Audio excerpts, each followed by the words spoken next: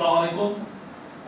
আপনারা জানেন যে ইন্টারিম গভর্নমেন্ট অনেকগুলো রিফর্ম কমিশন করেছেন, তার মধ্যে একটা অন্যতম রিফর্ম কমিশন হচ্ছে লোকাল গভর্নমেন্ট রিফর্ম কমিশন, যারা আমাদের বাংলাদেশের স্থানীয় সরকার ব্যবস্থাপনা কিভাবে ঢেলে সাজানো যায় এবং এটা আমাদের মানুষের কতটা এফিশিয়েন্ট সার্ভিস প্রোভাইড করতে পারে সেটার উপরে, এবং এটা নিয়ে যারা বাংলাদেশের লোকাল গভর্নমেন্টের এক্সপার্ট তারাই ছিলেন এবং এনার নেতৃত্বে ছিলেন বাংলাদেশের প্রথিতযশা local government expert doctor Tofail Ahmed. আমি তার কাছে এটা হ্যান্ড করব। ওনারা আসছে তাদের 2 খণ্ডের প্রায় মোর দেন 500 পেজের যে রিপোর্ট, এটা আসে আমাদের চিফ অ্যাডভাইজার প্রফেসর মোহাম্মদ ইউনূসের কাছে হ্যান্ড ওভার করেছেন। সেখানে ব্রিফ একটু মিটিং হয়েছে, ওখানে উনি আলোকপাত করেছেন ডক্টর তোফায়েল আহমেদ এটার কি ফাইন্ডিংস গুলো কি ছিল, মানে প্রধান প্রধান ফাইন্ডিংস গুলো কি ছিল। তো সেটার উপরে এখন আপনাদের এই প্রেসের সামনে ডক্টর তোফায়েল আহমেদ এবং ওনার সহকর্মীবৃন্দ আপনাদের সাথে কথা বলবেন। Thank you. ধন্যবাদ। ধন্যবাদ। আসসালামু আলাইকুম। আসলে আজকে আমরা প্রেস ব্রিফিংয়ের জন্য খুব একটা প্রস্তুত ছিলাম না।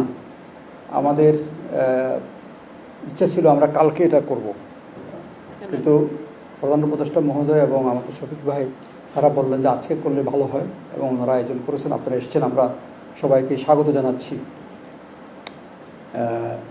আমাদের এই আমাদের কমিশনের শুরু ডিসেম্বরের মাঝামাঝি, কিন্তু আমরা কাজ শুরু করতে দেরি হয়েছে একটু, কারণ সদস্য পরিবর্তন হয়েছে কয়েকবার, এইসব ছিল। আর একটা হচ্ছে যে ওয়ার্ডটা ঠিক করা, যে কী নিয়ে কাজ করব, কারণ আমাদেরকে অফিস স্থাপন করা, কিছু কর্মকর্তা কর্মচারী লাগবে, সেগুলো ঠিক করা, কারণ আমাদের তো নিজস্ব কোনো অফিস নেই। অনেকের হয়তো নিজস্ব অফিস ছিল আগে থেকেই, সেই অফিসে তারা কাজ শুরু করতে পেরেছেন। আমাদের এরকম কোনো নিজস্ব অফিস ছিল না। পরে এনআইএলজিতে আমাদেরকে লোকাল গভর্নমেন্ট ডিভিশন থেকে অফিসের ব্যবস্থা করা হয়, এবং এনআইএলজি এবং এলজিইডি থেকে কিছু স্টাফের ব্যবস্থা করা হয়, এবং অন্যান্য জিনিসপত্র, কম্পিউটার, আদার্স এইগুলো ব্যবস্থা করা হয়। আমরা 15-20 দিন পর থেকে মোটামুটি কাজ শুরু করেছি। তো কাজ শুরু করার পরে যে আরেকটা একটু সময় বেশি লাগলো, কারণটা হচ্ছে রোজা এবং ঈদের ছুটির ফাঁদে আমরা পড়ে গেলাম, এতে করে কিছু কাজের অগ্রগতি কম হয়েছে। আর আরেকটা, এটা আমি রিপোর্টের মধ্যে মেনশন করেছি, এই জাতীয় কাজ করার জন্য যে সময় এবং যে জাতীয় আয়োজন লাগে সেসব ঠিক হয়নি, কারণ আমাদের সব সদস্যরা কিন্তু নিজস্ব একটা কাজ আছে সবার, সেই কাজটা করার পর আবার এই কাজ করবেন, তাহলে কোনটা আসল কাজ? আমি ছাড়া সবাই কিন্তু একটা একটা কাজে ছিল, আমি হারে বেকার। তো এতে করেও কিছু কাজের সমস্যা হয়েছে। যাই হোক, আমরা সবাই অত্যন্ত ঐকান্তিকতার সাথে, আমি এখানে ভূমিকাতেও বলেছি, এটাকে সবাই এটা ইবাদতের অংশ, উপাসনার অংশ হিসেবে নিয়েই ওই রকম কমিটমেন্ট দিয়ে কাজগুলো করাতেই আমরা মোটামুটি এই সময়ের মধ্যে 2 ভলিউমের একটা প্রতিবেদন তৈরি করেছি। প্রথম ভলিউম যেটা, তার 2টা অংশ আছে, প্রথম অংশ এবং দ্বিতীয় অংশ। আর দ্বিতীয় ভলিউম যেটা, সে ভলিউমটা হচ্ছে 6টা আইনের খসড়া। এগুলো কাজ করতে গেলে 6টা আইন, এগুলো কিছু নতুন প্রণয়ন করতে হবে, আর কিছু আইন আছে সংশোধন করতে হবে, সেগুলো একটা ভলিউমে আমরা দিয়েছি। এই যে ছোটো ভলিউমটা হচ্ছে আইনের খসড়াগুলো। আর এই ভলিউমে আমাদের 19টা চ্যাপ্টার আছে, অনেক সংযোজনই আছে। এই প্রথম ভলিউমটাতে 2টা অংশ। প্রথম অংশটার মধ্যে মোটামুটি লোকাল গভর্নমেন্টের সরাসরি যেসব বিষয় সেগুলো, দ্বিতীয় ভলিউমের মধ্যে সরকারি প্রশাসন যন্ত্রের কিছু রিফর্ম সাজেস্ট করা হয়েছে। এগুলো মিলে আমাদের প্রথম এবং দ্বিতীয় অংশ প্রথম খণ্ডের, আর দ্বিতীয় খণ্ড হচ্ছে সম্পূর্ণভাবে আইন। তো যদি আমরা কি সাজেশনসের প্রবলেমের মধ্যে আসি বা রিকমেন্ডেশনসের মধ্যে আসি, আপনারা এখানে বসা থাকালীন সময় ইনফর্মালি আপনাদের অনেকের সাথে কিছু কিছু আলাপ ছালাপও হয়েছে। তাতে দেখি যে প্রেসের একটা ইয়েটা না, ওই সূচি ইলেকশন সম্পর্কে জানতে চাই। আমি ইলেকশনের কথাটা পরে আসবো, কারণ এটাকে দিয়ে অন্য সব আলোচনাকে ডেকে ফেলা হয়। সুতরাং আমি মূল সংস্কারগুলো না করে ইলেকশন করলে কোনো লাভ হবে না।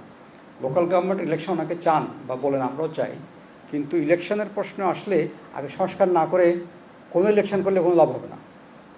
এটা জাতীয় ইলেকশন বলেন না স্থানীয় ইলেকশন বলেন, সেই জন্য আমরা সংস্কারটাকে প্রাধান্য দিয়েছি। সংস্কার করার পরে আপনি ইলেকশন করেন। কোনো অসুবিধা নেই।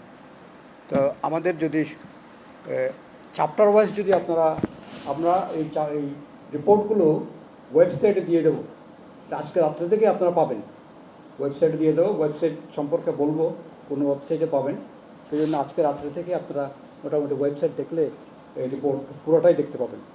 আমাদের প্রথমটা হচ্ছে স্থানীয় সরকার সংস্কার কমিশন গঠনের পটভূমি।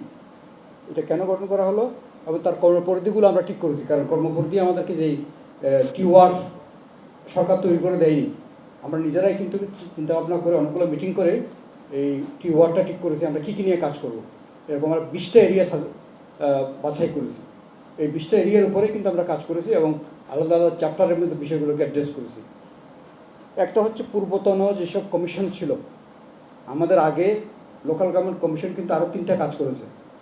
একটা হচ্ছে নজরুল হুদা commission, Rahmat Ali commission, Shawkat Ali commission, সেই কমিশনের সুপারিশগুলো।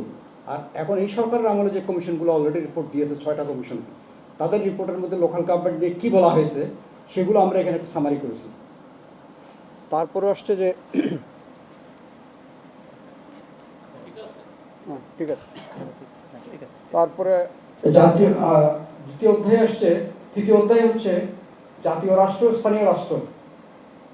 এইটাকে আমরা কিভাবে দেখি, আমাদের যে স্থানীয় রাষ্ট্র বা স্থানীয় সরকার, এটাকে আদৌ সরকার পদবাচ্চা হওয়ার যোগ্যতা রাখে কিনা, এটাকে আমরা সরকার হিসেবে দেখেছি কিনা, ঐতিহাসিকভাবে কি প্রবলেমগুলো আমরা ফেস করেছি। তো এখানে আমরা এই ঐতিহাসিক আলোচনাটা করা দরকার।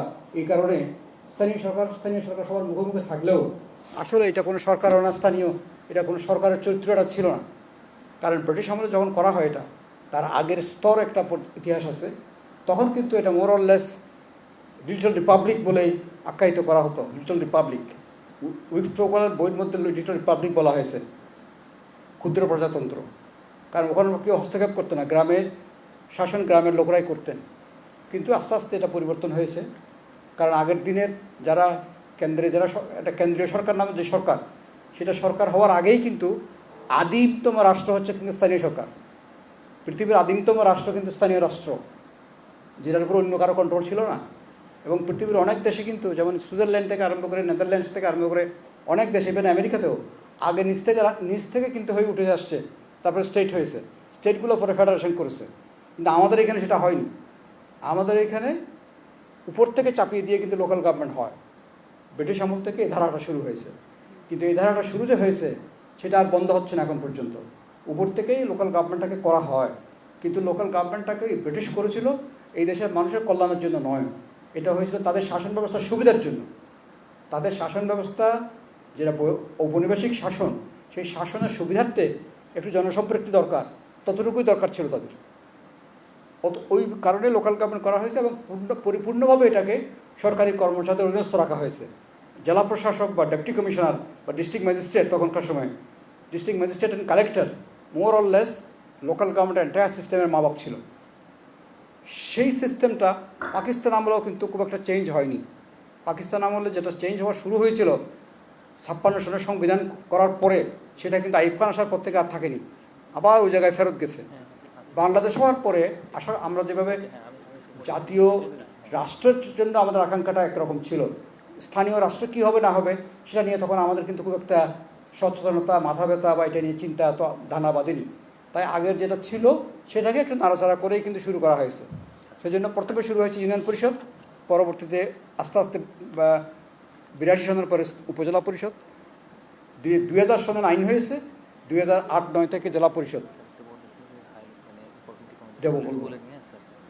এইভাবে করে ঐতিহাসিকভাবে আমাদের লোকাল গভর্নমেন্ট সিস্টেমটা কিন্তু এটা অটোনমাস প্রতিষ্ঠান হিসেবে কিন্তু গড়ে ওঠেনি। এখন আমরা এই সময় এসে এটা একটা বড় চ্যালেঞ্জ। সুতরাং দেখবেন এখানের রিকমেন্ডেশনগুলোর মধ্যে অনেক ক্ষেত্রে র্যাডিক্যাল মনে হবে এটাকে, কারণ এতদিন পর্যন্ত যে সিস্টেমটা ছিল এটা কিন্তু ঠিক লোকাল গভর্নমেন্ট সিস্টেম ছিল না। ইন্টারন্যাশনাল স্ট্যান্ডার্ড যদি দেখেন আপনি, ইভেন ভারতীয় স্ট্যান্ডার্ডও, ভারতীয় উপমহাদেশে যেই আছে লোকাল গভর্নমেন্ট, তার স্ট্যান্ডার্ডও কিন্তু আমাদের লোকাল গভর্নমেন্ট কিন্তু ওইভাবে ছিল না। তো আমরা এখানে যে সাজেশনের মধ্যে প্রথমে যেটা করার চেষ্টা করেছি যে ইউনিয়ন, উপজেলা, জেলা, এই যে 3টা প্রতিষ্ঠান, এগুলো 3 ধরনের কাঠামো, 3 ধরনের নির্বাচন, 3 ধরনের নেতৃত্ব, এবং প্রতিষ্ঠানগুলো কিন্তু 3 ধরনের। ইউনিয়নটা এক ধরনের, উপজেলাটা অন্য ধরনের। উপজেলা মাত্র 3 জনের প্রতিষ্ঠান, 2 ভাইস চেয়ারম্যান এবং একজন চেয়ারম্যান। জেলা পরিষদটার মধ্যে কোনো জনগণের কোনো ভোটাধিকার নাই। তাহলে এই যে বিভিন্ন টাইপের অর্গানাইজেশন, কাঠামো এবং আইন, এইটা একটা বিরাট বাধা। আমরা চেষ্টা করেছি সংগঠন কাঠামো এবং আইন কাঠামো দুয়ের মধ্যে সংস্কার করে এইরকম সমজাতীয় নিয়ে আসা, পর্যায়ে নিয়ে আসা।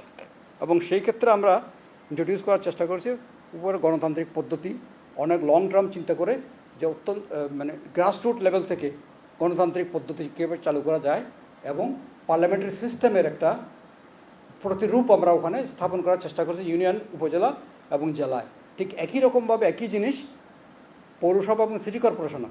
সুতরাং আমাদের এখনকার যদি আমাদের রিকমেন্ডেশন অনুযায়ী যদি লোকাল গভর্নমেন্ট রিঅর্গানাইজ করা হয় তাহলে কিন্তু এটা সমকাঠামো ইউনিয়ন থেকে সিটি কর্পোরেশন পর্যন্ত একই রকমের কাঠামো হবে। কাঠামোটা মোরলেস সিমেট্রি থাকবে।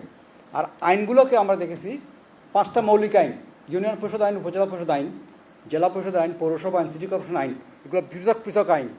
কিন্তু এগুলো অনেক ক্ষেত্রে কিন্তু একটার আরেকটা প্রতিরূপ অথবা সাংঘর্ষিক কোনো কোনো ক্ষেত্রে।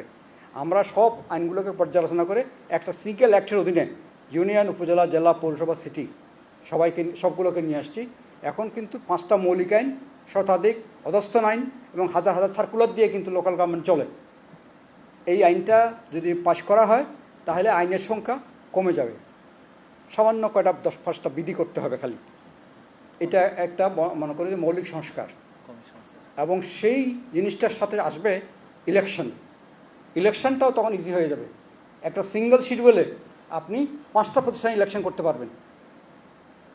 সিঙ্গেল শিডিউলে মানে একই দিনে বলছি না, সিঙ্গেল শিডিউল দিয়ে স্টেগার্ড ওয়েতে কিন্তু আপনি যেমন দেশটাকে বিভিন্ন জিওগ্রাফিক্যাল এরিয়াতে ভাগ করে একই দিনে ইলেকশন, একই শিডিউলে ইলেকশন করে ফেলতে পারবেন।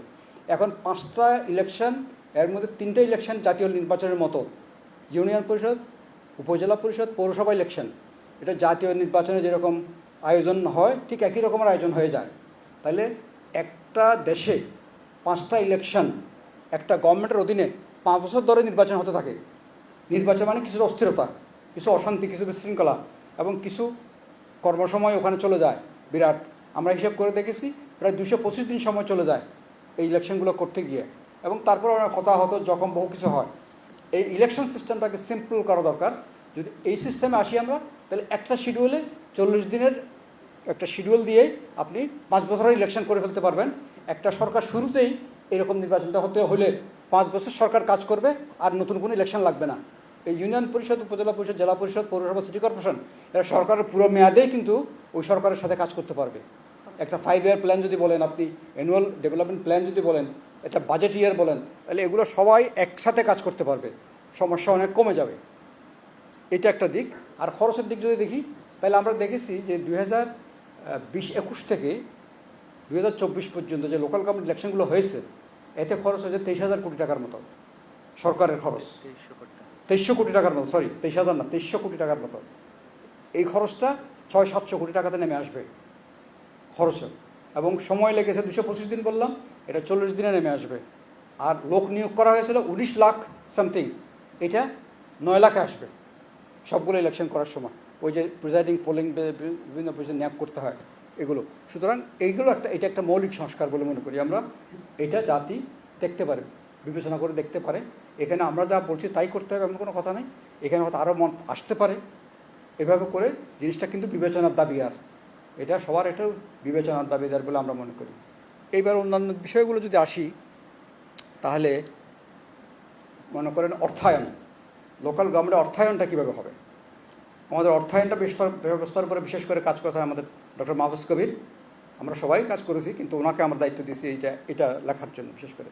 তো অর্থায়নের একটা খুব ডিটেইল জিনিস কিন্তু আমরা করতে পেরেছি। একটা হচ্ছে পৌরসভা, সিটি কর্পোরেশন, ইউনিয়ন পরিষদ, উপজেলা পরিষদ, জেলা পরিষদ নিজস্ব সম্পদ কীভাবে বৃদ্ধি করতে পারে। তারা যে আনএক্সপ্লোর্ড এরিয়াগুলো আছে সেগুলো থেকে তারা এক্সপ্লোর করে নিজস্ব সম্পদ বৃদ্ধি করতে পারে। সম্পদ বৃদ্ধি করলাম, কিন্তু ব্যয়টা কোথায় করব, কীভাবে করব, এটাও কিন্তু মেনটেন করা, এটার স্বচ্ছতার সাথে ব্যয় করার বিষয়, এটাও কিন্তু আমাদের এই অর্থায়ন চ্যাপ্টারের একটা অঙ্গীভূত অংশ।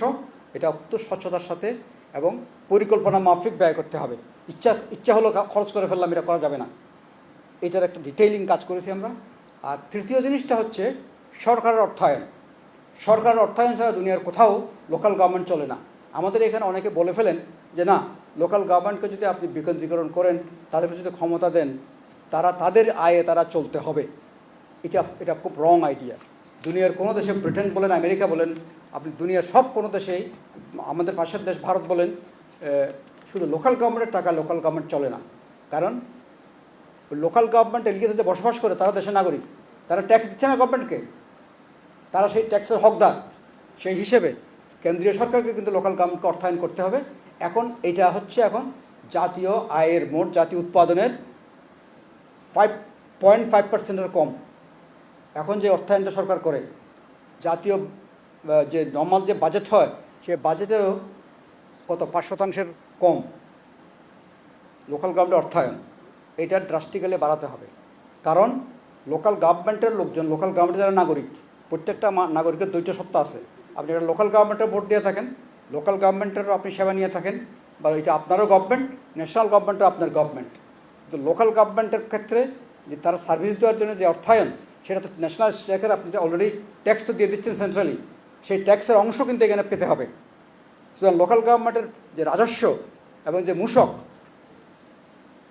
বাংলা, এটা পুরো মূল্য সংযোজন কর, ভ্যাট, সেটার অংশবিশেষ আমরা সবাই দিচ্ছি। যিনি লুঙ্গি কিনেন, গামছা কিনেন, গেঞ্জি কিনেন, তিনিও কিন্তু মূসক দিচ্ছেন। তো সুতরাং মূসকের একটা অংশ তারা পাবে না কেন লোকাল গভর্নমেন্ট? আমরা প্রস্তাব করেছি এখানে 1/3 মূসক প্রথম দিয়ে শুরু করেন, লোকাল গভর্নমেন্টকে দেন আপনি। লোকাল গভর্নমেন্ট এটা পাওয়ার হকদার।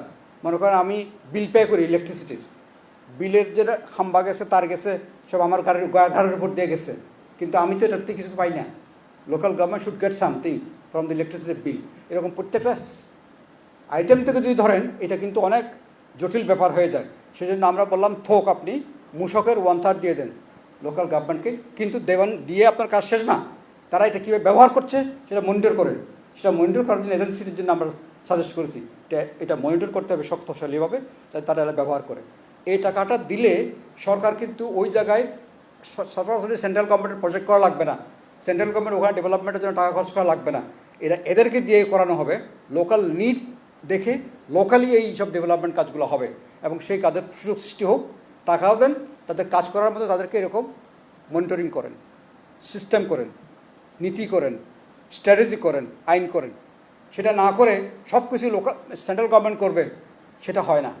এখন মসজিদ করে সেন্ট্রাল গভর্নমেন্ট, ঈদগাহ করে সেন্ট্রাল গভর্নমেন্ট, পুকুর খনন করে লোকালি, এগুলো কেন করে সেন্ট্রাল গভর্নমেন্ট?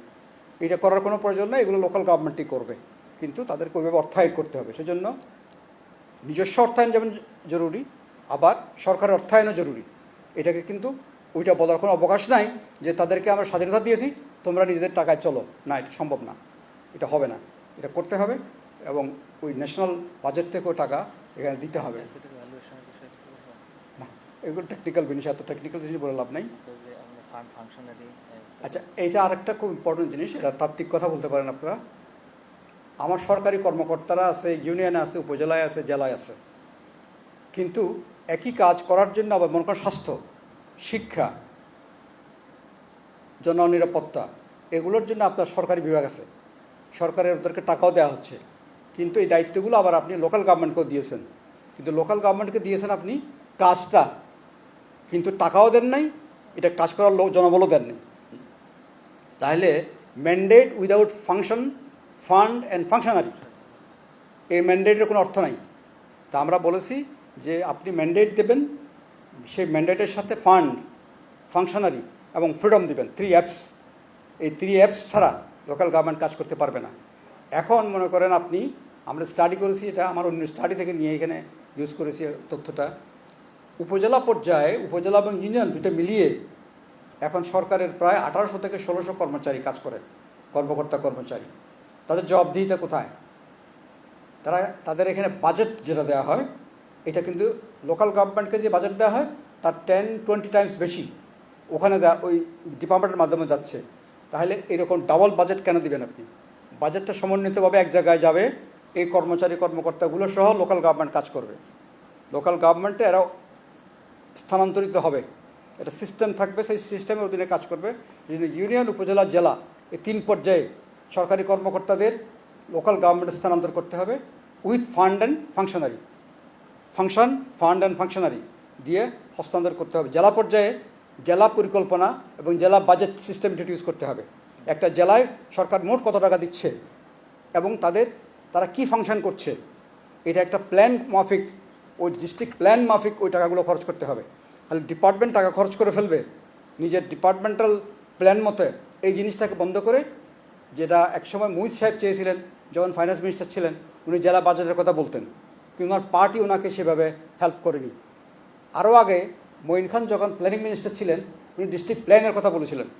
আমরা সেই দুটো জিনিসকেই ইন্ট্রোডিউস করতে চাই, জেলা পরিকল্পনা এবং জেলা বাজেট, এবং জেলার সমস্ত কর্মকর্তা, যেটা চিটাগং হিল ট্র্যাক্টের 3 ডিস্ট্রিক্টে দেওয়া হয়েছে, অল গভর্নমেন্ট ফাংশনারিকে জেলা পরিষদে ন্যস্ত করা হয়েছে। চিটাগং হিল ট্র্যাক্টের 3 ডিস্ট্রিক্টে, বান্দরবান, খাগড়াছড়ি এবং রাঙামাটিতে আমরা একই জিনিসটা প্লেইন ল্যান্ডে ইন্ট্রোডিউস করতে বলবো, এবং এটা আমাদের রিকমেন্ডেশনের একটা অংশ। আর উপজেলাতে যেই 17টা ডিপার্টমেন্ট ট্রান্সফার করা হয়েছে, এগুলোর নামমাত্র ট্রান্সফার, ফান্ড ট্রান্সফার করা হয়নি, জনবল পুরো ট্রান্সফার করা হয়নি। ট্রান্সফার করলেও তারা কীভাবে কাজ করবে, যে বিধানটা আছে সেই বিধানটা প্রতিপালিত হচ্ছে না, এটার কোনো মনিটরিং নেই, জবাবদিহি নেই। সেজন্য এটাকে ফাইনালি ঠিকভাবে করতে হবে। আর ইউনিয়ন পরিষদ লেভেলে 7টা মিনিস্ট্রির 9 জন কর্মকর্তা কর্মচারী কাজ করে, 9 সেট অফ ফাংশনারিজ ইউনিয়ন লেভেলে। এদের কথা ছিল 2009 সনের ইউনিয়ন পরিষদ অ্যাক্টে বলা ছিল এই কর্মকর্তা কর্মচারীগুলো ট্রান্সফারেবল, হস্তান্তরযোগ্য, কিন্তু 2009 থেকে 2025 এই পর্যন্ত কিন্তু হস্তান্তরযোগ্য হয় নাই, এটা হস্তান্তরিত হয় নাই। একটা ইউনিয়ন পরিষদের ভবন আছে, ওর মধ্যে বসার জায়গা আছে সব কর্মকর্তাদের, কিন্তু তারা কেউ বসে না ওখানে। তো এইগুলোর কোনো মনিটরিং নাই। ইউনিয়ন লেভেলের যে একটা ইউনিয়ন হেলথ সেন্টার আছে, সেই ইউনিয়ন হেলথ সেন্টারটা, আপনারা তো রিপোর্টার হিসেবে তো অনেক সময় মফস্বলে বিভিন্ন জায়গায় যান, just enter into any of the union health centre, এটা ফাংশন করে কিনা দেখবেন যে জরাজীর্ণ অবস্থায় পড়ে আছে, নন ফাংশনাল, লোকজন নাই, থাকলেও বলে যে মিটিয়ে গেছে, অর্থাৎ কাজের মধ্যে নাই আর কি। আর এখন যে ক্লিনিকগুলো করা হয়েছিল, কমিউনিটি ক্লিনিক, সেই ক্লিনিকগুলো একটা আগের অবস্থায় নাই, এগুলো ঘরবাড়ি ভেঙে গেছে, এগুলো এখন কাজ করছে না। তো আমাদের সেখানে সাজেশনটা দিয়েছি আমরা এই, যে community clinic, union health centre বা ফ্যামিলি ওয়েলফেয়ার সেন্টার, এগুলোকে একসাথ করে সমস্ত রিসোর্সগুলো এক জায়গায় রেখে ইউনিয়নে একটা পূর্ণাঙ্গ স্বাস্থ্য কেন্দ্র স্থাপন করুন। অ্যাটলিস্ট 3 জন ডাক্তার ওখানে দেন, 1 জন মহিলা 2 জন পুরুষ মিনিমাম। 3 জন মহিলা হলে কোনো আপত্তি নাই, কিন্তু মহিলা থাকতেই হবে 1 জন। এটাকে করেছেন। আর যে স্টাফের স্ট্রেংথ ওখানে থাকার কথা, সেই স্টাফ স্ট্রেংথটা এনশিওর করুন। আমরা এটা আজকে প্রধান উপদেষ্টা মহোদয়কে বলেছি। রুরাল হেলথ সিস্টেমের অবস্থা খুবই খারাপ। আসেন উপজেলা হেলথ সেন্টার, উপজেলা হেলথ সেন্টারগুলোতে ডাক্তার আছে 12 জন থাকার কথা, বেশিরভাগ হেলথ সেন্টারে 12 জন কোথাও নাই। বাংলাদেশের কোনো হেলথ সেন্টারে 12 জন ডাক্তার নাই। খাতায় আছে কীরকম, 5 জন আছে সংযুক্তিত আরেক জায়গায়, কিন্তু বেতনটা হয় এই উপজেলা থেকে। আপনার কয়েকদিন আগে দেখেছেন একটা নিউজ হয়েছে, কুড়িগ্রামের একটা উপজেলা, উলিপুরের উপর বোধ হয় 12 জন ডাক্তারের মধ্যে 3 জন আছে। তাহলে এটা উলিপুরটা কি দেশের অংশ না? এটা কেন হবে এটা?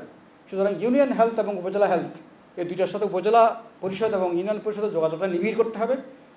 যদি সরকার মনে করে তারা চালাতে পারবে না, তাহলে এটাকে প্রাইভেটাইজ করুন, এলাকার লোককে বলুক তোমরা চালাও, তারা তাদের সম্পদ দিয়ে চালাবে, আপনি সে অধিকার দেন। অথবা আপনি যৌথভাবে করেন, কমিউনিটির সাথে সরকারের সাথে যৌথভাবে চালান, কিন্তু এগুলোকে রিভাইভ করতে হবে। গ্রামের যে স্কুল, এডুকেশনের সাথে লোকাল গভর্নমেন্টের সংযোগ কোনোভাবেই নাই, এটাকে আনতে হবে। প্রাইমারি স্কুলে দেখা যাচ্ছে 40% প্রাইমারি স্কুলে দেশে মোরাললেস হেডমাস্টার নাই। হেডমাস্টার ছাড়া কেমন স্কুল চলে? হেডমাস্টার স্কুলের প্রাণ, হেডমাস্টার নাই প্রাইমারি স্কুলগুলোতে। আপনি অ্যাসিস্ট্যান্ট হেডমাস্টারের পোস্ট ক্রিয়েট করেন, আর হেডমাস্টারের পদগুলো পূরণ করেন। দেশের শিক্ষা ব্যবস্থার সাথে শিক্ষা কমিটি যেটা ইউনিয়ন পর্যায়ে আছে, তার সাথে অ্যাসিস্ট্যান্ট শিক্ষা কর্মকর্তা যে আছে, সহকারী শিক্ষা কর্মকর্তা, তাকে সেই স্থায়ী কমিটির কাজ করার জন্য তাকে নির্দেশ দেন, এবং এই শিক্ষার সাথে ইউনিয়ন পরিষদ, উপজেলা পরিষদকে নিবিড়ভাবে যুক্ত করেন, জনগণকে যুক্ত করেন। ম্যানেজিং কমিটিগুলো বিভিন্ন মাস্তান দিয়ে ম্যানেজিং কমিটি করা হচ্ছে, বিভিন্নভাবে পলিটিসাইজ করা। এই ম্যানেজিং কমিটিগুলো স্বচ্ছভাবে হোক, এবং এটার ক্ষেত্রে স্বচ্ছ বিধিবিধান আসা, এটা আমাদের ওয়ান অফ দ্য রিকমেন্ডেশনস। আচ্ছা, হ্যাঁ, এটা বলতেছি পরে। আর উপজেলাতে বিচার ব্যবস্থা, ইউনিয়ন এবং উপজেলা বিচার ব্যবস্থা আমরা রেকমেন্ড করেছি উপজেলাতে পূর্ণাঙ্গ আদালত স্থাপন করতে হবে। ফৌজদারি এবং দেওয়ানি পূর্ণাঙ্গ আদালত উপজেলা পর্যন্ত যেতে হবে, এবং এটা কোনো নতুন অভিনব বিষয় না, এটা আগে ছিল এবং এটা খুব ভালো ফাংশন করেছে। আমি একসময় কুমিল্লা একাডেমিতে চাকরি করতাম, আমরা এটাকে ইভ্যালুয়েট করেছি। কুমিল্লা একাডেমিতে তখন ডিজি ছিলেন হাসান আব্দুল হাই সহ আমরা একটা টিম করে আমরা স্টাডি করেছি, এটা দেখেছি it was working fine, working well. এবং প্রথম দিকে অনেক মামলার সংখ্যা বেড়ে গিয়েছিল কেন? কারণ মামলাগুলো জেলা এবং মহকুমাতে ছিল, সেই মামলাগুলো ট্রান্সফার হয়েছে। অনেক বছর ধরে মামলাগুলো পড়েছিল জেলা এবং মহকুমায়, সেগুলো ট্রান্সফার হয়েছে উপজেলায়। মামলা একসাথে 500-600 হয়ে গেছে। আবার মামলা কোর্ট কাছে আসাতে নতুন মামলা দায়ের হয়েছে। স্বাভাবিক, মানুষের তো অ্যাক্সেস নাই এখন আদালতে, অ্যাক্সেসটা হয়েছিল, মামলা বেড়েছে। কিন্তু 2 বছরের ব্যবধানে মামলাগুলো নিষ্পত্তি হয়ে গেছে, বেশিরভাগ মামলা নিষ্পত্তি হয়ে গেছে। কারণ যখন কোর্ট কাছে গেছে সাক্ষী আনতে অসুবিধা হয় না, মিথ্যা মামলা কম হয়, মিথ্যা মামলা হলেও কিন্তু এটা প্রমাণিত হয়ে যায়। তাহলে এটার ভালো এক্সপেরিয়েন্স থাকা সত্ত্বেও এটা বাতিল হয়ে গেল কোর্ট। আমরা চাই যে এই উপজেলাতে আবার দেওয়ানি ফৌজদারি 2 আদালত যেতে হবে। এবং আমরা অত্যন্ত আনন্দিত, আপনারাও নিশ্চয় খুশি হবেন যে আমাদের বিচার বিভাগীয় সংস্কার কমিশন তারাও কিন্তু এই একই রেকমেন্ডেশন করেছে। সুতরাং বিচার বিভাগ থানায় যেতে কিন্তু, উপজেলা পর্যন্ত যেতে কিন্তু সমস্যা নাই, এটা শুধু এটা অর্ডারের অপেক্ষা মাত্র। আর কোর্টের ইনফ্রাস্ট্রাকচার যা ছিল আগে নষ্ট হয়ে গেছে, এগুলো আবার নতুন করে হয়তো করতে হবে। এই জন্য সময় নেন, বাট নীতিগত সিদ্ধান্ত হয়ে যাক যে উপজেলায় কোর্ট যেতে হবে। আচ্ছা, এখানে আরেকটা সিস্টেম আমরা অ্যাড করেছি, সেটা হচ্ছে এখন ইউনিয়ন পরিষদ লেভেলে গ্রাম আদালত নামক একটা আদালত আছে। এইটা দেখা যাচ্ছে, আমরা স্টাডি করে দেখেছি, এটা অ্যাবিউজ হচ্ছে, এখানে মিসক্যারেজ অফ জাস্টিস হচ্ছে। যে লোকটা পলিটিক্যালি একটা সিম্বল নিয়ে ইলেকশন করেছেন, তিনি এটা কোর্টের আবার প্রধান হতে পারেন না। কোর্ট চালাতে গিয়ে উনি এটা ঠিকভাবে চালাতে পারেননি, বা কোর্ট হয়নি, এটা বিচার হয়নি, যার ফলে মানুষ আবার সালিশে ফিরে গেছে গ্রামে, অথবা সালিশও এখন করতে পারছে না, যেহেতু এটার কোনো সাপোর্ট নেই। আর রুরাল এরিয়াতে কিন্তু এক ধরনের মাস্তানির কারণেও কিন্তু ওখানে আসলে বিচার সালিশের এটা বাধাগ্রস্ত হয়েছে। আমরা যেটা প্রস্তাব করেছি, আমরা সেটা করেছি যে আপনি গ্রাম আদালতটা বিলুপ্ত করতে হবে, এটার দরকার নেই এই অবস্থায়। ইউনিয়ন পরিষদ তার নিজের ফাংশন করতে পারছে না, আবার তার উপর আদালত চাপিয়ে দিয়েছেন আপনি, এগুলো কোত্থেকে কীভাবে হবে? সুতরাং ইউনিয়ন পরিষদকে ইউনিয়ন পরিষদের ফাংশন করতে দেন, আদালতের ফাংশন জুডিশিয়ারিকে দেন, উপজেলাতে আদালত আসুক, আর উপজেলাতে এডিআর অল্টারনেটিভ ডিসপিউট রেজলিউশনের একজন অফিসার নিয়োগ করুন উপজেলা পর্যায়ে। এখন জেলায় আছে, এখন এটা উপজেলা পর্যন্ত যান, এই এডিআরের যিনি অফিসার থাকবেন উনি একজন সিনিয়র অ্যাসিস্ট্যান্ট জাজ বা অ্যাসিস্ট্যান্ট জাজ হবেন, তিনি ওই সালিশ ব্যবস্থার সাথে সংযুক্ত হবেন। গ্রামে সালিশ করে যেটা করতে পারবে না মীমাংসা, সেটা এখানে আপিল হবে, এখানে কোনো কোর্ট ফি লাগবে না, কোনো কিছু লাগবে না। এডিআর এটা দেখাশোনা করবেন, এবং এডিআর থেকে ওই সালিশকারদের প্রশিক্ষণ দেওয়া, তাদের একটু লিস্ট রাখা, রিকগনাইজ করা, এটা করবেন। সুতরাং উপজেলাতে বিচার বিভাগের 3টা অফিস হবে, ফৌজদারি, কোর্ট, দেওয়ানি এবং এডিআর। এটা যদি হয়, এটা একটা পার্মানেন্ট সলিউশন। বিচার বিভাগের মাধ্যমে বিচার হবে, নির্বাহী বিভাগের মধ্যে বিচার আনার দরকার নেই। জাতীয় লোকাল গভর্নমেন্ট কিন্তু নির্বাহী বিভাগের অংশ সংবিধানে, নির্বাহী বিভাগের মাধ্যমে বিচার করার কোনো দরকার নেই, এবং এটা আমার সংবিধান বিরোধী কাজ, এটার থেকে মুক্ত হন। এখানে মাঝখানে আরেকটা ঘটনা ঘটেছে, আপনারা হয়তো জানেন, যেহেতু আদালত সিস্টেম নাই উপজেলায়, আর সালিশ সিস্টেম কাজ করছে না, মানুষ কিন্তু যাদের টাকা পয়সা আছে তারা কিন্তু সরাসরি থানায় চলে যেত, এবং থানা ইনফর্মালি কিন্তু বিচার বসাইতো রাত্রে থানার মধ্যে। আমি অনেকগুলো থানায় রাত্রে গিয়ে বিচার এগুলো দেখে এসেছি। সালিশের নামে থানার মধ্যে কোর্ট বসাইতো প্রায় 5-6টা রাত্রে সালিশ হয়। তো এগুলো থেকে মুক্ত করতে হবে, থানা এই সমস্যার সাথে জড়িত হওয়ার কোনো রাইট নেই থানার, এবং থানা এখন করছে না এগুলো, ওই সময় এটা করতো। সুতরাং উপজেলাতে কোর্ট, এটা কিন্তু একটা বড় ধরনের সলিউশন। আর 2টা জিনিস অ্যাডিশনাল, লোকাল গভর্নমেন্টে যে অনেকগুলো লোক কাজ করে, ইউনিয়ন পরিষদের ধরেন সচিব থেকে আরম্ভ করে গ্রাম পুলিশ, অ্যাকাউন্টেন্ট, কম্পিউটার অপারেটর, এরকম লোক আছে। উপজেলা পরিষদে খুব একটা বেশি লোক নাই, ড্রাইভার, পিয়ন 2-1 লোক আছে, আর নাই। জেলা পরিষদে প্রচুর লোক আছে, পৌরসভা এবং সিটি কর্পোরেশন অনেক লোক আছে, তারা পৌরসভা সিটি কর্পোরেশন থেকে বেতন পায়। জেলা পরিষদের স্টাফদেরও জেলা পরিষদ বেতন দেয়, সরকারের অংশ আছে। ইউনিয়ন পরিষদের যে লোকগুলো কাজ করে তাদের বেতনটা ইউনিয়ন পরিষদ দিচ্ছে। এখন ওই যে সরকার থেকে রেভিনিউ পায়, ল্যান্ডের রেভিনিউ যেটা পায়, 1%, সেটাই দিয়েই কিন্তু চৌকিদার দফাদারের বেতন এবং এগুলো হয়। তা আমরা বলছি যে এইভাবে তো একটা লোকাল গভর্নমেন্ট সিস্টেম চলবে না। জনবল কাঠামো এদের একটা চাকরি নিশ্চয়তা থাকতে হবে, এখানে দক্ষ এবং যোগ্য লোকের নিয়োগ করতে হবে। পলিটিক্যাল নিয়োগ হচ্ছে এখন, যিনি যখন মেয়র হচ্ছেন তিনি কিন্তু লোক নিয়োগ দিচ্ছেন অনেক। এগুলো বন্ধ করার জন্য লোকাল গভর্নমেন্ট সার্ভিস একটা সিস্টেম চালু করার কথা বলেছি। সেই সার্ভিসের জন্য এটা বিধিমালা হবে, নিয়ম হবে, কীভাবে রিক্রুটমেন্ট হবে, কার কত লোকের অর্গানোগ্রাম হবে, এগুলো ঠিক হবে। আমরা একটা অর্গানোগ্রাম দিয়েছি এখানে এই কমিশনের মাধ্যমে, সেই অর্গানোগ্রাম অনুযায়ী লোক নিয়োগ হবে। সেই লোকগুলোর বেতন ভাতা, তাদের পেনশন, তাদের রিটায়ারমেন্টের বেনিফিট, এগুলো সবগুলোর জন্য সিস্টেম থাকতে হবে। টাকা থেকে আসবে, টাকা সব সরকারকে দিতে হবে না। 70% অর্থ লোকাল গভর্নমেন্ট নিজেরাই দিবে, আর 30% সরকার যুক্ত করতে হতে পারে, অথবা এটা কমও হতে পারে। যদি তাদেরকে ওই রেভিনিউর অংশ দেওয়া হয় তখন হয়তো নাও দিতে হতে পারে। তো সুতরাং এটা আমরা লোকাল গভর্নমেন্ট সার্ভিস নামক একটা সার্ভিস করার জন্য বলেছি, যাতে করে যে লোকগুলো এই লোকাল গভর্নমেন্ট এখন কাজ করছে তাদের কিন্তু ওরা বেতন বাকি রেখে অবসরে যায়। চৌকিদারের বেতন কত? চৌকিদার মানে গ্রাম পুলিশ বলি আমরা, এদের বেতন কত? 6,200 টাকা। 6,200 টাকা কি আজকালকার বাজারে কেউ চাকরি করতে পারে? তাহলে এটা অমানবিক। আর রাখছি কেন? এটা যদি দরকার না মনে করেন রাখবেন না, আর যদি রাখেন সঠিকভাবে রাখেন। তো গ্রাম পুলিশের ক্ষেত্রে আমাদের সাজেশন হচ্ছে গ্রাম পুলিশের সব লোক ওই সার্ভিসের অন্তর্ভুক্ত হয়ে যাবে, এবং তাদেরকে দেখাশোনার জন্য, তাদের ম্যানেজমেন্টের জন্য পুলিশ বিভাগ থেকে এআইজি পদমর্যাদার একজন অফিসার ওই সার্ভিসের প্রেশনে আসবেন।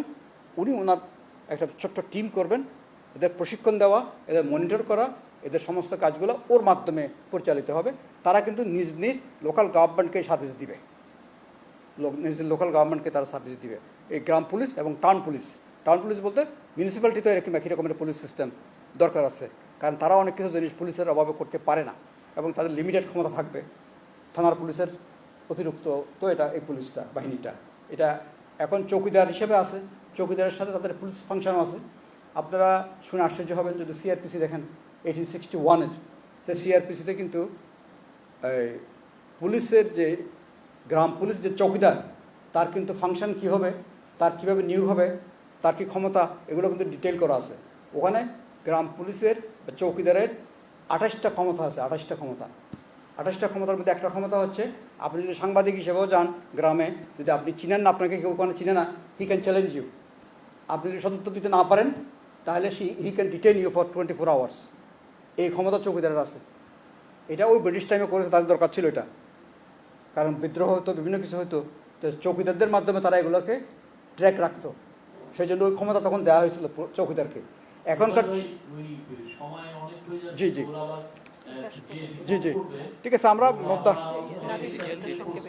ঠিক আছে। তাহলে আমি আরও একটু সংক্ষেপ করে, এটা আপনাদেরকে তো দেওয়া যাবে, আমরা এটা শফিক ভাইকে দিয়ে দেবো, উনি হয়তো আপনাদের সাথে এটা শেয়ার করতে পারবেন। এই সংক্ষিপ্তভাবে আমাদের যেই জিনিসটা আছে, এখানে 51 রিকমেন্ডেশনসগুলো আছে, আরও রিকমেন্ডেশনসগুলো আমাদের রিপোর্টের মধ্যে আছে, এগুলো আমরা আজকে রাতের মধ্যে ওয়েবসাইটে দিয়ে দেবো।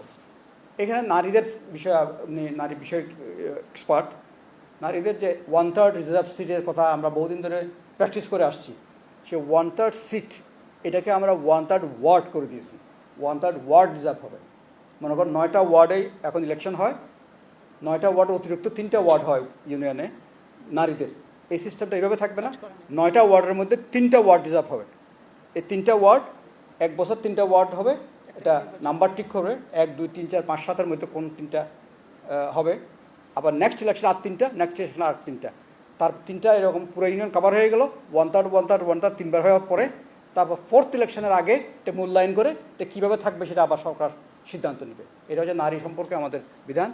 আরেকটা বিধান, আরেকটা রেকমেন্ডেশন আছে local government commission. Local government একটা কমিশন করার কথা, আগের সবগুলো কমিশনের রিপোর্টে ছিল। এখন এবারও যে 6টা কমিশন আমাদের আগে রিপোর্ট দিয়েছে, তাদের মধ্যে 3টা কমিশন লোকাল গভর্নমেন্ট কমিশন করতে চেয়েছেন। আমরাও লোকাল গভর্নমেন্ট কমিশনটা পুনঃস্থাপন করার জন্য সরকারকে বলবো, এবং তার জন্য একটা আইনও আমরা করে রেখেছি, দিয়েছি, খসড়া আইন করে দিয়েছি। সেই আইনটা করে লোকাল গভর্নমেন্ট কমিশনটা করলে যেটা সুবিধা হবে, যে রিকমেন্ডেশনসগুলো আছে সবগুলো রিকমেন্ডেশন বাস্তবায়নের ক্ষেত্রে এই কমিশন সরকারকে সাহায্য করতে পারবে। আর পার্বত্য চট্টগ্রাম সম্পর্কে আমরা একটা বড় চ্যাপ্টার দিয়েছি। পার্বত্য চট্টগ্রামের যে অশান্তিগুলো, যে শান্তি চুক্তি করার পর যে অশান্তিগুলো যাচ্ছে না, আমরা মনে করি লোকাল গভর্নমেন্ট সিস্টেমটাকে যদি ওখানে সিস্টেম্যাটিক্যালি অর্গানাইজ করা হয় তাহলে পার্বত্য চট্টগ্রামের শান্তির ক্ষেত্রে এক ধাপ বড় অগ্রগতি হবে। এবং আমরা বিশেষ করে হেডম্যান কারবারি সিস্টেম তার সাথে লোকাল গভর্নমেন্ট সিস্টেমের একটা সংযোগের জন্য আমাদের রেকমেন্ডেশন আছে। তারপরে হচ্ছে বাজার ফান্ড একটা বিষয় আছে। এই বাজার ফান্ডটা কিন্তু ট্রেডিশনালি এটা আসলে আত্মসাৎ হয়ে যায় বেশিরভাগ ক্ষেত্রে। সেই বাজার ফান্ডটা বিলুপ্ত করে ওই বাজারগুলো নিলামের বন্দোবস্তের কথা বলেছি। তারপরে হচ্ছে যে জেলা পরিষদ যে আইন আছে, জেলা পরিষদ তখন ইলেকশন হয় নাই 89-এর পর থেকে এখন পর্যন্ত সবসময় নমিনেটেড লোক দিয়ে জেলা পরিষদ চলে। এই জেলা পরিষদটাকে আমরা বলেছি নির্বাচন করা যাবে, আমরা সেই আইনের যে সংশোধনী দরকার সেই সংশোধনীটা আমরা কিন্তু এখানে করে দিয়েছি। 3টা জেলার জন্য 3টা আইনের সংশোধনী আমরা সাজেস্ট করেছি। এই সংশোধনীটা পাশ করলে যে কোনো দিন সেই ইলেকশনটা করে ফেলা দরকার। এটা অন্য জাতীয় ইলেকশন স্থানীয় ইলেকশনের যেসব কন্ট্রোভার্সি আছে তার ঊর্ধ্বে রেখে এই পার্বত্য চট্টগ্রামের জেলা পরিষদ নির্বাচনটা করে ফেলা দরকার। আর ওখানে আরেকটা জিনিস আছে যে ট্যাক্স ব্যাট মকুব করে দেওয়া হয় ওখানকার কন্ট্রাক্ট এবং সাপ্লাইয়ের দিন পরে। আমরা দেখেছি এটা কোনো সাধারণ মানুষের কোনো উপকার হয় না। এটা কিছু মাস্তান আপনি মাঝখানে একটা মিডিয়া পালন করছেন, সেটা উঠিয়ে দেওয়া, ট্যাক্স ব্যাট সত্যিকার প্লেনের মতো আদায় করা, এগুলো মাপ না করা। আচ্ছা, শেষের দিকে আমরা সেকেন্ড পার্ট থেকে কয়েকটা কথা বলছি। এর মধ্যে একটা হচ্ছে প্রধান আমাদের মিনিস্ট্রি যেটা local government rural development cooperative ministry যেটা আছে, সে বিগ মিনিস্ট্রি। বাংলাদেশে যতগুলো মন্ত্রণালয় আছে তার মধ্যে ওয়ান অফ দ্য বিগেস্ট। এইটাকে স্মার্ট করা দরকার আছে বলে মনে করি। এই মিনিস্ট্রিটা স্মার্ট মিনিস্ট্রি নাই এখন, সেজন্য ওখানে আমরা কিছু রিফর্ম সাজেস্ট করেছি। 2টা ডিভিশন আছে মন্ত্রণালয়ে, 2টা ডিভিশন থাকবে। একটা ডিভিশন অ্যাবসলিউটলি দেখবে শুধু ইনস্টিটিউশনস, অর্থাৎ লোকাল গভর্নমেন্ট, কোঅপারেটিভ এবং এনজিওস। এই 3টা ইনস্টিটিউশন গ্রাসরুট লেভেল পর্যন্ত কাজ করে। এইটা একটা ডিভিশন শুধু ইনস্টিটিউশনগুলো দেখবে। আরেকটা ডিভিশন অল ইঞ্জিনিয়ারিং ফাংশনগুলো দেখবে, জিডি, ডিপিএইচই, ওয়াসা আরও যা আছে এগুলো একটা ডিভিশন দেখবে। এখন কি হচ্ছে, এখন লোকাল গভর্নমেন্ট ডিভিশনে লোকাল গভর্নমেন্টও হয়, অল ইঞ্জিনিয়ারিং ডিপার্টমেন্টগুলো দেখা হয়। এখানে 40,000 কোটি টাকার মতো বাজেট। আবার আরেকটা ডিভিশন আছে পল্লী উন্নয়ন এবং সমবায়, ওখানে 4,000 কোটি টাকার মতো বাজেট। তাহলে এত ইমব্যালেন্স হয়ে যাচ্ছে। এটা আমরা চাই যে ব্যালেন্স মিনিস্ট্রি হোক, অল ইনস্টিটিউশনগুলো একটা এমফাসিস পাক। সেই জন্য এটা মন্ত্রণালয়ের নামটাও পরিবর্তন করার সাজেস্ট করেছি। মন্ত্রণালয়ের নাম হতে পারে স্থানীয় সরকার, জনপ্রতিষ্ঠান ও জনপ্রকৌশল সেবা মন্ত্রণালয়, এবং একটা ডিভিশনের নাম হবে জনপ্রতিষ্ঠান ডিভিশন, আর একটা ডিভিশনের নাম হবে জনপ্রকৌশল সেবা বিভাগ। আর প্রতিষ্ঠান যে বিভাগ তার অধীনে এখন বিআরডিপি এবং কোঅপারেটিভ 2টা অর্গানাইজেশন আছে। 2টা অর্গানাইজেশনের কাজ হচ্ছে কোঅপারেটিভ দেখা। কোঅপারেটিভ দেখার জন্য 2টা অর্গানাইজেশনের প্রয়োজন নাই। এই 2টাকে একত্রিত করার কথা বলেছি। 2টাকে বিআরডিপি এবং কোঅপারেটিভকে একত্রিত করতে হবে, কারণ এই এত বড় বড় প্রতিষ্ঠান। আরও আবার এর অতিরিক্ত কিন্তু আরও 5-6টা প্রতিষ্ঠান করা হয়েছে সারা দেশে। বার্ড কুমিল্লা আছে, আরডিএ বগুড়া আছে, এগুলোর অতিরিক্ত আরও 4টা প্রতিষ্ঠান করা হয়েছে, বাপার টাপার এরকম নাম দিয়ে। আমরা বলেছি এগুলো প্রতিষ্ঠানের কোনো প্রয়োজন নাই। এই প্রতিষ্ঠানগুলোকে আপনারা লিজ আউট করেন, সেল করে দেন, অথবা অন্য মিনিস্ট্রি অন্য কোনো কাজে লাগান। এগুলোকে রেখে পালন করার এমন কোনো লোকবল পাবেন না, এটার ইউটিলাইজেশনও হবে না। এটা হচ্ছে রুরাল ডেভেলপমেন্ট কোঅপারেটিভ মিনিস্ট্রির অধীনে এখন আছে। আর ইঞ্জিনিয়ারিংয়ের ক্ষেত্রে যদি যাই, ওই ডিভিশনে লোকাল গভর্নমেন্ট ইঞ্জিনিয়ারিং ডিপার্টমেন্ট এবং জনস্বাস্থ্য প্রকৌশল অধিদপ্তর, 2টা ইঞ্জিনিয়ারিং ডিপার্টমেন্ট একটা মিনিস্ট্রিতে থাকার দরকার নাই। এই 2টাকে একসাথ করে ফেলুন। 2টাকে একসাথ করুন, তাদের কাজের গভীরতা ব্যাপকতা আরও বাড়ান। আর খালি প্রজেক্ট করবে, 200-250 প্রজেক্ট করবে একটা অধিদপ্তর, এটাও কিন্তু গ্রহণযোগ্য না। এত প্রজেক্ট কেন লাগবে? মূল কাজটা করলেই তো হয়। মূল কাজের মধ্যে আসুন। এই এত প্রকল্পর কোনো প্রয়োজন আছে বলে আমার মনে হয় না, আমরা এটা মনে করি না। সেজন্য 2টা ডিভিশনকে, 2টা ইঞ্জিনিয়ারিংকে একসাথ করে এবং টোটালটাকে ক্যাডার করুন। কারণ জনস্বাস্থ্য প্রকৌশল ক্যাডার, আবার এলজিডি ক্যাডার নয়, কিন্তু ক্যাডার হওয়ার সমস্ত কিছু তাদের কাছে আছে। এই জন্য সরকারের কোনো এক্সট্রা খরচ নেই, এক্সট্রা কোনো খরচা হবে না, বরঞ্চ ম্যানেজমেন্টটা টাইট হবে। সেজন্য এটা এত ফ্রি তারা থাকবে না তখন। এই জন্য এই 2টাকে মিলেই একটা ক্যাডার করে ফেলার কথা আমরা বলেছি। হ্যাঁ, আপনারা এখন কোশ্চেন করতে পারেন। আমি আর 2টা কথা বলে শেষ করে দিচ্ছি। ওই নির্বাচনে ফিরে যাবেন। আপনারা জানি আপনারা ওইটা নিয়ে সবচেয়ে বেশি কথা বলেন, এটা নিয়ে আমি খুব কম কথা বলেছি সেই জন্য। আচ্ছা, মনিটরিং ইভ্যালুয়েশন, লোকাল গভর্নমেন্ট সিস্টেমটা মনিটরিং ইভ্যালুয়েশনের জন্য লোকাল গভর্নমেন্ট মিনিস্ট্রির অধীনে একটা অধিদপ্তর করার কথা বলেছি। এখন আছে একটা অনুবিভাগ, এটাকে অধিদপ্তর রূপান্তর করার কথা বলেছি। আর ছোটো ছোটো আরও কিছু কথা আছে। এর মধ্যে একটা হচ্ছে যে দেশে একটা ক্যাবিনেট ডিভিশনের নেতৃত্বে ডিসেন্ট্রালাইজেশনের একটা জাতীয় পলিসি দরকার, বিকেন্দ্রীকরণের জাতীয় নীতিমালা দরকার। এটা করতে হবে। এটা শুধুমাত্র লোকাল গভর্নমেন্টের জন্য না, এটা বিচার বিভাগের জন্য দরকার, এটা অন্যান্য নির্বাহী বিভাগের অন্যান্য প্রতিষ্ঠানের জন্য দরকার। এটা জাতীয় বিকেন্দ্রীকরণ নীতিমালা করতে হবে, এটা করার কথা বলেছি। আর ভূমি ব্যবহার এর একটা খুব অত্যন্ত গুরুত্বপূর্ণ। ভূমি ব্যবহার জাতীয় ভৌত অবকাঠামো পরিকল্পনা এবং ভূমি ব্যবহার আইন কেন বলা হচ্ছে? এখন বাংলাদেশে ভূমি ব্যবহারটা ইনডিসক্রিমিনেট, যেখানে যার খুশি ভূমি ব্যবহার করছি। আগামী 10, 15, 20 বছর পরে আমরা কিন্তু আর দেশে ভূমি থাকবে না, সব বিল্ডিং থাকবে খালি। সুতরাং ভূমি সুরক্ষার জন্য একটা আইন দরকার। এটার নাম হবে ভূমি ব্যবহার আইন 2025, এরকম একটা অধ্যাদেশ আকারও হতে পারে। এটা আইন আমরা এখানে ড্রাফট করেছি, খসড়াটা করে দিয়েছি। আর জাতীয় ভৌত অবকাঠামো পরিকল্পনা করতে হবে, একটা জাতীয় ভৌত অবকাঠামো পরিকল্পনা। এটার বাইরে কেউ কিন্তু অবকাঠামো তৈরি করতে পারবে না ইচ্ছে করলেই। এটা করতে গেলে অনেকগুলো প্রসেসে গিয়ে করতে হবে। কারণ প্রত্যেকটা বছরে যে বাজেট হয় এর মধ্যে 2 লক্ষ 2.5 লক্ষ কোটি টাকা হচ্ছে উন্নয়ন বাজেট। উন্নয়ন বাজেটে 80% খরচ হয় ভৌত অবকাঠামো নির্মাণে। এটা প্রত্যেক বছর যদি 1.5 লাখ কোটি টাকা খরচ করেন ভৌত অবকাঠামো নির্মাণে, প্রত্যেকটা মিনিস্ট্রি, প্রত্যেকটা ডিভিশন, প্রত্যেকটা অধিদপ্তর, দেশে ভূমি থাকবে?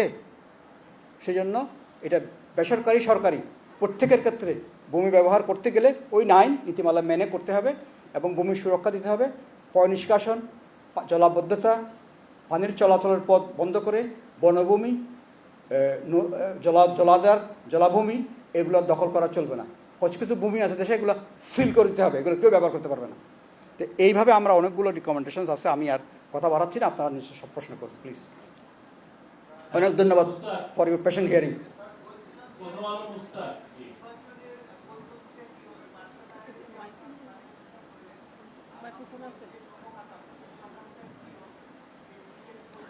জি, এই কাগজটা আপনাদের সাথে শেয়ার করা হবে।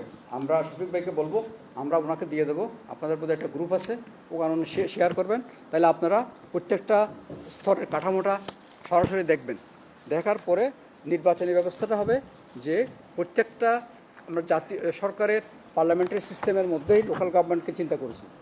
সেটা হলে যেমন পার্লামেন্টে এমপি ইলেকশনটা হয়, প্রাইম মিনিস্টার ইলেকশন বা মন্ত্রী ইলেকশন হয় না, সেইভাবে এখানে সব সময় সব টিয়ারে শুধু মেম্বার এবং কাউন্সিলর নির্বাচন হবে। এই নির্বাচনটা যেটা আপনি বললেন, আমরা সিঙ্গেল শিডিউলে একদিনে ইউনিয়ন, উপজেলা, জেলা, পৌরসভা, সিটি কর্পোরেশন সবটা করতে পারবো 5টা টিয়ার। এবং তারা সেকেন্ড স্তরের নির্বাচন হবে উইদিন দি পরিষদ। প্রথম হবে একটা সভাধিপতি নির্বাচন।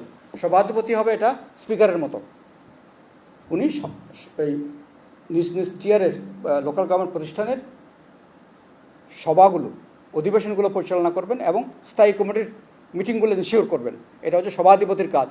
উনি মূলত স্পিকারের যেই রোলটা জাতীয় সংসদে পরিচালিত হয়, এই সংসদে এই প্রত্যেকটা টিয়ারে এই কাজটা সভাধিপতি করবেন। সভাধিপতির সাপোর্টের জন্য একজন সচিব এবং আরও 2-3 জন স্টাফ থাকবে। এটা একটা টিয়ার। আমরা লোকাল গভর্নমেন্টের মধ্যে 2টো অংশে ভাগ হবে লোকাল গভর্নমেন্ট অর্গানাইজেশন। একটা হবে বিধানিক অংশ আর একটা হবে নির্বাহী অংশ। এবং এই মেম্বার ইলেকশন হওয়ার পরে, মেম্বারদের গেজেট হওয়ার পরে, শপথ হওয়ার পরে প্রথম অধিবেশনে বসেই তারা সভাধিপতি নির্বাচন করবেন। সভাধিপতি বসার পরে সভাধিপতির সভাপতিত্বে এইবার চেয়ারম্যান নির্বাচন হবে অথবা মেয়র নির্বাচন হবে। মেয়র এবং সভাপতি নির্বাচন হওয়ার পরে সভাপতির প্রেরোগেটিভস হবে বা মেয়রের প্রেরোগেটিভস হবে।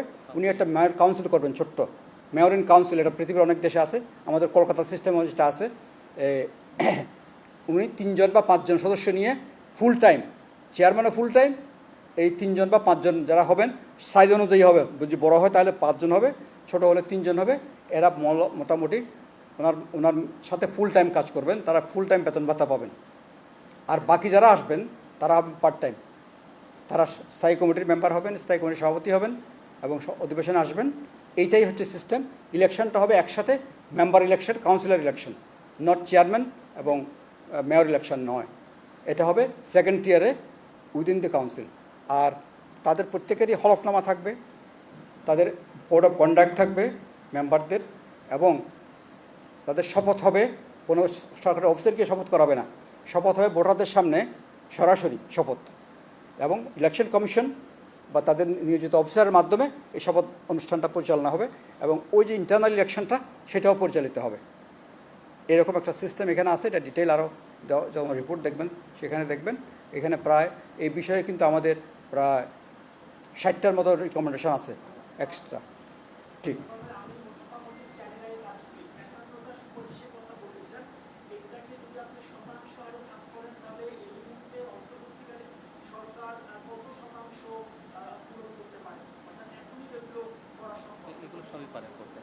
আচ্ছা, আমাদের ধারণা হচ্ছে এই কথাটা প্রধান উপদেষ্টা মহোদয় জিজ্ঞেস করেছেন। আমরা যে সুপারিশগুলো রেখেছি এগুলোর জন্য শুধু ওই যে আইনগুলো যেমন আছে, যেমন যদি চিটং হিল ট্যাক্টে ইলেকশনটা করতে যান জেলা পরিষদের, তাহলে আইনের সামনে সংশোধনী আছে। সংশোধনীটা কি এটাও আপনাদের বলে দিই।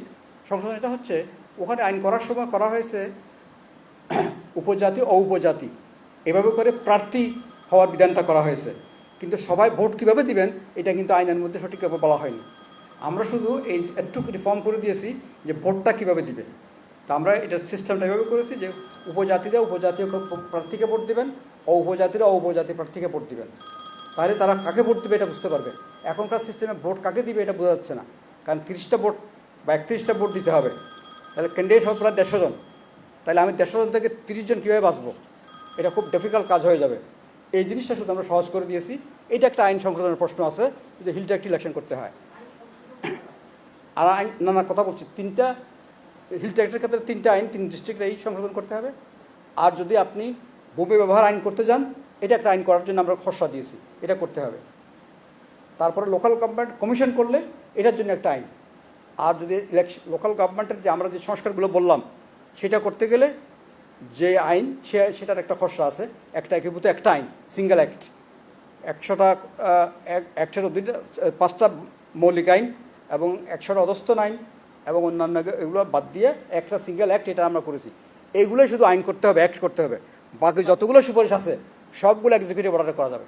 51টা না, আমাদের আরও সুপারিশ তো আছে। এই সবগুলো কিন্তু, যেমন ধরেন বিচার বিভাগ স্থাপন করা উপজেলায়, এটা কিন্তু সুপ্রিম কোর্টের অর্ডারে কিন্তু করা সম্ভব। এরকম করে মিনিস্ট্রি সংশোধন করা, এগুলো কিন্তু এক্সিকিউটিভ অর্ডারে করা সম্ভব। আমাদের বেশিরভাগ জিনিসগুলো এটা বিবেচনা করে এক্সিকিউটিভ অর্ডারে করা সম্ভব। জি বলেন। স্যার, আমার নাম মুস্তাফিজ, আমি ফিনান্সিয়াল এক্সপ্রেসে কাজ করি। আমার একটা কোয়েরি আছে। একটা হচ্ছে যে শুনতে পারি না ঠিক মতো, আপনি বলছিলেন যে লোকাল গভর্নমেন্টের জন্য আমাদের বাজেট এখন 0.5%, 5%, এটা একটা 5% না, 0.5%। জি। দ্বিতীয় বিষয় হচ্ছে যে জুডিশিয়ারি যে কথাটা আপনি বলেছেন যে উপজেলা লেভেলে নিয়ে যাওয়ার জন্য, এটা নিয়ে তো একটা বড় রায় হয়েছে যে লোকাল এই সমস্ত কোর্ট আসলে এটা ফ্রিডম আমাদেরকে সংবিধানের পরিপন্থী, একটা বড় রায় অলরেডি আছে। না না, এরকম কোনো রায় নাই, এরকম কোনো রায় নাই। কী এরকম আপনি বলেন। আমি Abdur Rahman, advocate, Bangladesh supreme court. আপনি যেটা বলছেন যে মাজদা হোসেন কেসের কথা বলছেন, এবং এইটা এই ভিলেজ কোর্টটা মাজদা হোসেন কেসের পরিপন্থী। এই কারণেই আমরা এটাও মাজদা হোসেন কেসের যে 12টা সুপারিশ আছে তার 8 নম্বর সুপারিশে বলা হয়েছে যে এক্সিকিউটিভ এবং লেজিসলেচার থেকে জুডিশিয়ারি সম্পূর্ণ পৃথক থাকবে। দ্যাটস ওয়াই এখানে ভিলেজ কোর্টটা এই কনস্টিটিউশনালি এবং অ্যাপেক্স কোর্টের রায় দ্বারাই এটা পারিত, এই ভিলেজ কোর্ট চলতে পারে না, এটা আনকনস্টিটিউশনাল।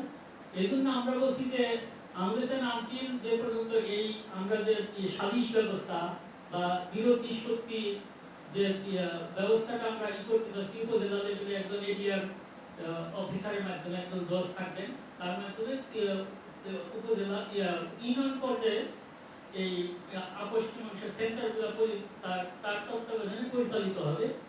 এইটা যখন ফুল টাইম ফুললি এক্সিকিউটেড হবে তখন আর ভিলেজ কোর্টের আর প্রয়োজনীয়তা থাকবে না। কিংবা আমরা যে কি করেছি, যে এটা সুপারিশ করেছি যে আইনটা 5টা প্রতিষ্ঠানের যে একীভূত একটা আইন, সেই আইনের উপরে এইটা যদি আইন করা হয় তাহলেও অটোমেটিক্যালি ভিলেজ কোর্টটা বাতিল হয়ে যাবে। আচ্ছা, আমি ভিলেজ কোর্টের ব্যাপারে বলছি না, আমি বলছি যে উপজেলায় কোর্ট 8টি বিভাগে হাইকোর্ট বেঞ্চ স্থাপন করা হচ্ছিল একইভাবে। এটা তো আপনারা উপজেলা লেভেলের কথা বলেছিলেন, তখন তো বিভাগে কোর্ট হাইকোর্ট বেঞ্চের কথা বলা হয়েছে, সেটাকে নারায়ণ ভট করেছে।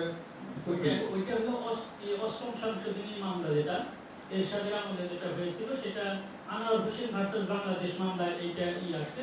তো তখন এটার ব্যারিয়ারটা ছিল, তখন উনি করছিলেন কি এরশাদ সাহেব পার্মানেন্ট কোর্ট সেট আপ করেছিলেন, যেটা কনস্টিটিউশনের আর্টিকেল 100 এ বলা আছে যে টেম্পোরারি কোর্ট করা যাবে, কিন্তু উনি যখন পার্মানেন্ট কোর্ট করেছেন, দ্যাট ওয়াজ দ্য আনকনস্টিটিউশনাল, ওই সময় ডিক্লেয়ার করেছেন এফেক্স কোর্ট, কারণ হলো পার্মানেন্ট কোর্ট করার সুযোগ ছিল না কনস্টিটিউশনের আর্টিকেল 100 অনুসারে। এই কারণে আর ইউনিটারি গভর্নমেন্ট সিস্টেম যেহেতু আমাদের, এটাও তখন যারা সুপ্রিম কোর্টে আইনকাস কিউরি ছিলেন তারা বলছেন যে না, ইউনিটারি সিস্টেম গভর্নমেন্ট সিস্টেমে এটা কি করা যাবে না, তার বিভাগে বিভাগে কোর্ট করা যাবে না। কত পার্সেন্ট এইটা ছিল আমার বিশেষ ভার্সেস বাংলাদেশ মামলার প্রেক্ষাপটটা ছিল। এই সাজেদা ফার্স্টে কিন্তু না, এখন তো অলরেডি যেমন আমাদের জেলা পর্যায়ে এডিআর আরো কিছু কোশ্চেন আছে। আমি একটা না, ঠিক আছে, বাস এটা ওনার সাথে শুনি আগে। আপনি বলেন, আপনি বলেন, এই মেয়েটা আপনি বলেন ভাই।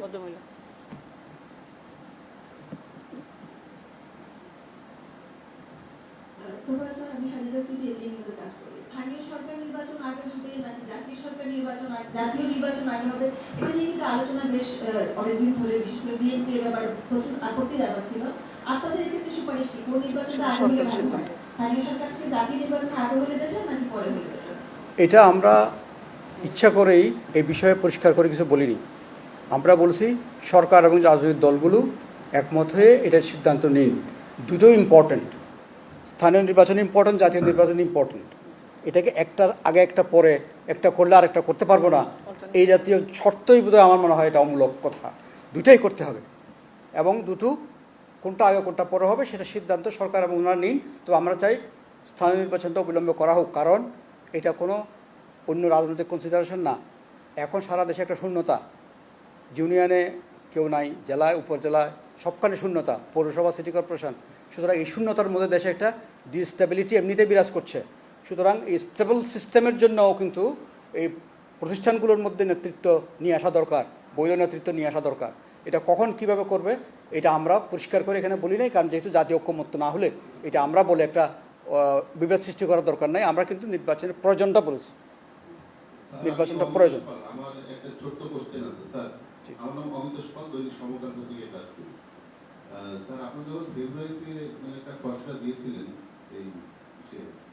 এই কমিশনের উদ্দেশ্যে, তো ওইটাতে তখন আমরা কিন্তু শুনছিলাম যে স্থানীয় সরকার পর্যায়ে, বিশেষ করে ইউনিয়ন পরিষদে যারা সরকারি কর্মকর্তা আছেন স্থানীয় পর্যায়ে, তারা হচ্ছে হয়তো ইউনিয়ন পরিষদের সদস্য পদে নির্বাচন করতে পারবেন বা কাউন্সিলর পদে নির্বাচন করতে পারবেন, এরকম একটা কথা আমরা বহু শুনেছিলাম। আপনাদের এই সুপারিশে কি এই ধরনের বিষয়টা বহাল আছে? হ্যাঁ, আমাদের সুপারিশ এটা বহাল আছে, কারণ হচ্ছে এটা পৃথিবীর অনেক দেশে এটা উদাহরণ আছে। কারণ এখানে লোকাল গভর্নমেন্ট একটা জিনিস খেয়াল করবেন, আবার আগে আমাদের যে লোকাল গভর্নমেন্টগুলো ছিল তাতে খণ্ডকালীন এবং পূর্ণকালীন কোনো বিষয় ছিল না। চেয়ারম্যান কি পূর্ণকালীন না খণ্ডকালীন এটা কোনো স্পষ্ট বিধান নাই। মেম্বারের কাজটা কি পূর্ণকালীন না খণ্ডকালীন? আমরা এখন খণ্ডকালীন এবং পূর্ণকালীন করেছি। চেয়ারম্যান যিনি হবেন, চেয়ারম্যান কাউন্সিল এবং সভাধিপতি, এরা পূর্ণকালীন। এইখানে এখন চাকরি করে আপনি পারবেন না করতে, কিন্তু মেম্বার হতে কোনো আপত্তি দেখি না। মেম্বারের কাজটা পূর্ণকালীন না, শুধু সবাই অ্যাটেন্ড করা। এখন আমাদের মেম্বার যারা হন তারা মনে করেন যে আমি বলেছেন আমি সকাল থেকে সন্ধ্যা পর্যন্ত কাজ করি, এটা কোনো প্রয়োজন না, এটা কোনো চাকরি না, এটা হচ্ছে একটা সমাজসেবায় অংশগ্রহণ করা। সেই জন্য আমরা মেম্বারশিপ এবং কাউন্সিলর হওয়া এটা সবার জন্য মুক্ত করার প্রস্তাব করেছি। সরকারি বেসরকারি যেই চাকরি করুন এটা আপনি ইলেকশনটা করতে পারবেন, কিন্তু চেয়ারম্যান বা এই জাতীয় পজিশন যেগুলো আছে এক্সিকিউটিভ পজিশন, এগুলোতে যেতে গেলে আপনাকে চাকরি ছাড়তে হবে। এটা আমাদের এখনও বহাল আছে, আমরা এটা করছি। আর ওয়ার্ড সিস্টেমটাকে আমরা অনেক বড় করেছি, কারণ ইউনিয়ন পরিষদ এমনও আছে 4,75,000 পপুলেশন, এরকম ইউনিয়নও আছে, 10,000 5,000 ইউনিয়নও আছে, কিন্তু সবার ওয়ার্ড 9টা। এটাকে আমরা বলেছি 9টা ওয়ার্ড মিনিমাম রেখে বাকিটা পপুলেশন অনুযায়ী 49 পর্যন্ত 39 পর্যন্ত ওয়ার্ড সংখ্যা নিতে পারেন। এটা আমরা আরেকটা সাজেশন আছে এই, কিন্তু আমরা ওই চাকরি ফুল টাইম কোনো একটা। আমি মেহেদী হাসান বলছিলাম নেগোসিয়েটর ডিভিশন থেকে। স্যার, আইয়ুব খানের আমলে ছিল যে পাবলিক ভোটে মেম্বার নির্বাচিত হতো, মেম্বাররা চেয়ারম্যান নির্বাচিত করতো, এটার নাম দিয়েছিলেন গণতন্ত্র। আপনি যে স্থানীয় সরকার নির্বাচনের ব্যবস্থা করেন সেরকম কিছু কি হচ্ছে আবার না, আপনি খুব রং। ইতিহাসটা পরিষ্কারভাবে আপনি জানেন না, বা আরও ভালো করে দেখতে হবে। এটা ছিল মৌলিক গণতন্ত্র বলা হতো। ওখানে যে মেম্বার নির্বাচন হতো, পূর্ব পাকিস্তানে 40,000, পশ্চিম পাকিস্তানে 40,000। এই 40,000 লোক সারা দেশের মানুষকে ডিসইনফ্লুয়েন্স করে ফেলতো। সারা দেশের মানুষ আর কোনো ভোটাধিকার থাকতো না। তারা ইউনিয়ন পরিষদের চেয়ারম্যান নির্বাচন করতো, জেলা পরিষদের ভাইস চেয়ারম্যান নির্বাচন করতো, এমপিএ নির্বাচন করতো, এমএনএ নির্বাচন করতো, এবং রাষ্ট্রপতি নির্বাচন করতো। এটাকে বলা হতো মৌলিক গণতন্ত্র।